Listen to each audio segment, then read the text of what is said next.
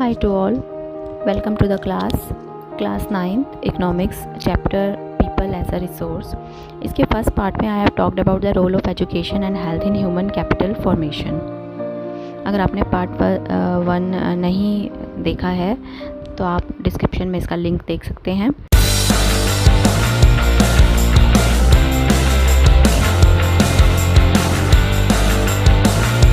Now in this part I will discuss about various economic activities by men and women. जैसा कि हमने part 1 में भी example लिया था विलास और सकल का, उसमें हमने देखा था कि they have engage in various activities. Vilas fish sale करने का काम करता था और सकल एक प्राइवेट फर्म में जॉब करता था. तो अलग अलग टाइप की एक्टिविटीज़ लोग करते हैं. तो ये जो अलग अलग काम लोग अपने इकोनॉमिक एक्टिविटीज़ पैसा कमाने के लिए करते हैं, उनको 3 मेन सेक्टर्स में डिवाइड किया जाता है, क्लासीफाई किया जाता है. The various activities have been classified into 3 main sectors. One is primary sector, other is secondary sector, and last is tertiary sector. The various activities have been classified into 3 main sector, that is primary, secondary and tertiary sector. हमारी जो economic activities हैं उनको primary sector, secondary sector या tertiary sector में बांटा जाता है.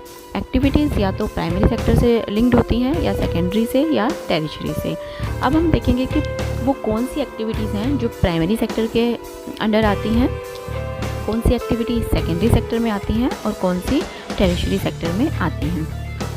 Then number 1 primary sector. Primary sector में आने वाली एक्टिविटीज़, मेन जो एक्टिविटी है वो है एग्रीकल्चर. उसके अलावा forestry, fishing, poultry farming, mining etcetera. ये सब एक्टिविटीज़ जो हैं प्राइमरी सेक्टर की एक्टिविटीज़ हैं. Primary sector includes various activities. Agriculture is the most important activity of primary sector. Now comes secondary sector.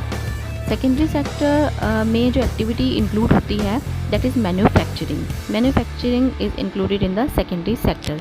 जब किसी चीज़ का प्रोडक्शन किया जाता है फैक्ट्री में या वर्कशॉप में, रॉ मटेरियल को यूज़ करके कोई नई चीज़ प्रोड्यूस की जाती है, नई चीज़ का मैन्युफैक्चर किया जाता है किसी नई चीज़ को, तो दैट इज़ कॉल्ड मैन्युफैक्चरिंग. और ये जो एक्टिविटी है ये सेकेंडरी सेक्टर की एक्टिविटी है. अब हम बात करेंगे टेरिशरी सेक्टर की. टेरिशरी सेक्टर में इंक्लूड होने वाली एक्टिविटीज़ हैं trade, transport, communication, banking, education, health, tourism, services, insurance etcetera. So the various activities that are included in tertiary sector are service activity basically. These are service activity. जब किसी चीज़ का production होता है, उसको आगे पहुंचाना है, सेल करना है मार्केट में, तो हमें ट्रांसपोर्ट की ज़रूरत पड़ सकती है. किसी से बातचीत करनी है तो हमें कम्युनिकेशन की ज़रूरत पड़ सकती है. बैंकिंग, इंश्योरेंस, ट्रेड की ज़रूरत पड़ सकती है. तो these are the facilities that comes under service sector. So the tertiary sector is also called service sector. ये तीनों टाइप की जो एक्टिविटीज़ हैं ये आती हैं, ये कहलाती हैं हमारी economic activities. The activities in these 3 sectors are result in the production of goods and services. ये सब एक्टिविटीज़ किसी न किसी गुड्स या सर्विसेज का प्रोडक्शन करने में इंगेज होती हैं. ये सब एक्टिविटीज़ हमारी इकोनॉमिक एक्टिविटीज़ कहलाती हैं, क्योंकि ये आर्थिक क्रियाओं से जुड़ी हुई एक्टिविटी हैं जो हम किसी न किसी रूप में हमारी अर्थव्यवस्था को बेनिफिट पहुंचाती हैं. ये इकोनॉमिक एक्टिविटीज़ जो होती हैं ये इनका जो प्रोडक्शन है इससे हमारी ये these add into a national income. ये जो नेशनल इनकम में इनकी वैल्यू ऐड की जाती है. These activities are called economic activities. अब जो ये इकोनॉमिक एक्टिविटीज़ हैं दे आर ऑफ 2 टाइप्स.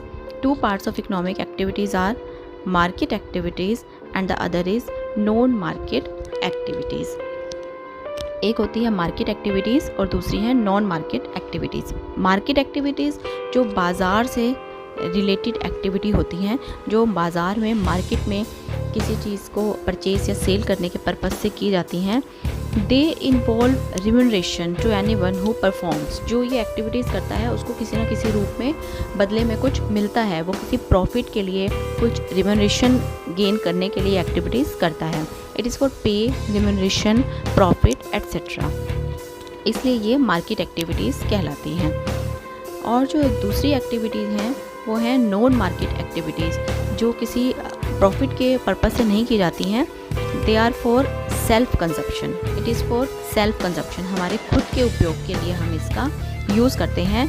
या ये मार्केट एक्टिविटीज़ नहीं हैं, ये आती हैं नॉन मार्केट एक्टिविटीज़ में। इनका जो प्रोडक्शन होता है वो अपने खुद के यूज़ के लिए, सेल्फ कंजप्शन के लिए किया जाता है।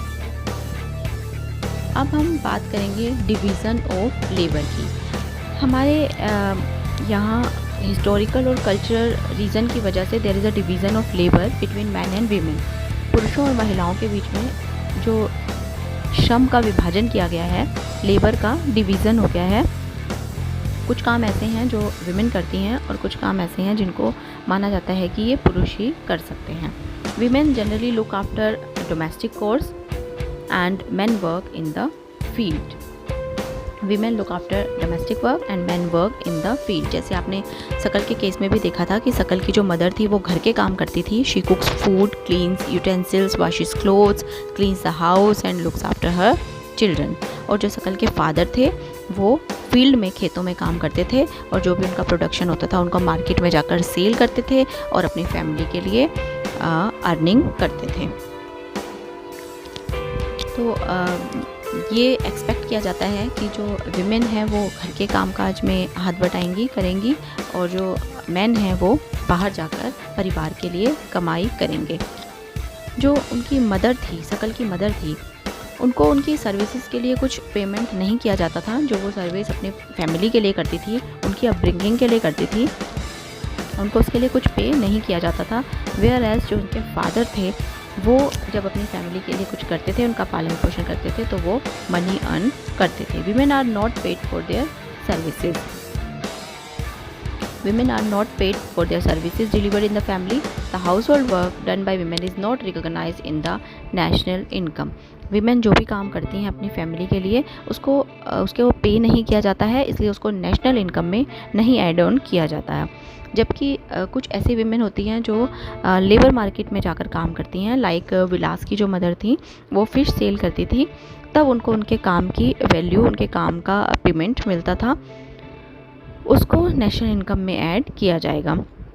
Their earning like that of their male counterpart is determined on the basis of education and skill. अगर women भी educated हैं और उनमें skill है तो वो भी बाहर जाकर काम कर सकती हैं। इन चीज़ों में education help करती है किसी भी individual को। अगर उनके पास economic opportunities हैं तो उसको वो किस तरीके से यूज़ करके अपना better उसका यूज़ करके अपने फ्यूचर को सिक्योर कर सकते हैं। तो एजुकेशन एंड हेल्थ इन चीज़ों में बहुत हेल्प करते हैं। जैसा हमने पहले भी बात की थी कि education and health are the most important determinants for the better use of economic opportunities.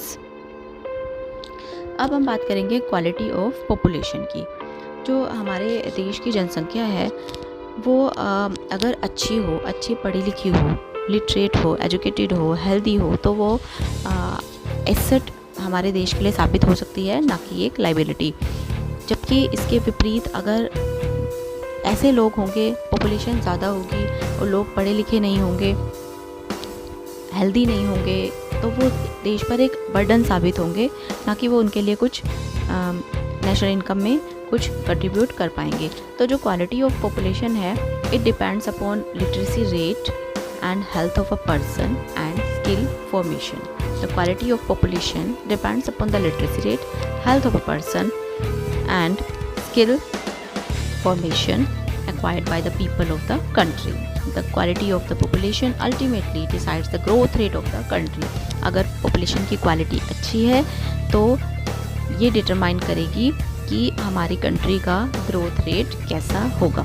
Literate and healthy population are an asset. अगर हमारे देश की पॉपुलेशन लिटरेट होगी, हेल्दी होगी, तो हमारे देश के लिए एसेट साबित होगी। ऑन द अदर हैंड अगर वो लिटरेट नहीं होगी, स्किल्ड नहीं होगी, हेल्दी नहीं होगी, तो वो एक लाइबिलिटी बनकर रह जाएगी। So education and health are the most important factor जिनसे हमारी क्वालिटी ऑफ पॉपुलेशन डिपेंड करती है। सो आज के लिए इतना ही। इसके नेक्स्ट पार्ट में हम इसी चैप्टर के अनएम्प्लॉयमेंट के ऊपर बात करेंगे। तो अगर आपको ये वीडियो अच्छा लगा हो तो इसे लाइक ज़रूर करें और सब्सक्राइब भी करें। Thank you so much.